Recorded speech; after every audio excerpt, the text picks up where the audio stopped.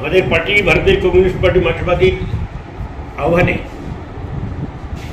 সম্প্রতি ভারতবর্ষের কেন্দ্রীয় সরকার ওয়াকফ বিল যেটা তারা পাস করিয়েছে এবং পরবর্তী সময়ে রাষ্ট্রপতি স্বাক্ষরের মধ্য দিয়ে এটাকে আইনে পরিণত করেছেন।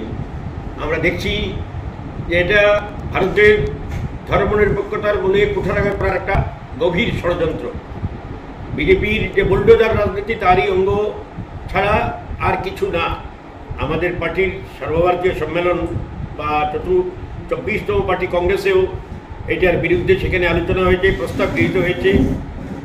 আমরা এই আইনের প্রতিবাদ জানিয়ে আগামীকাল সন্ধ্যা 6টায় বাবুরবাজার থেকে টিলাবাজার পর্যন্ত আমাদের পার্টির উদ্যোগে আমরা একটা মিছিল কর্মসূচি গ্রহণ করেছি। এই মিছিলে এই এলাকার সমস্ত গণতন্ত্র প্রিয় শুভবুদ্ধি সম্পন্ন মানুষকে অংশগ্রহণ করার জন্য আমরা আহ্বান রাখছি।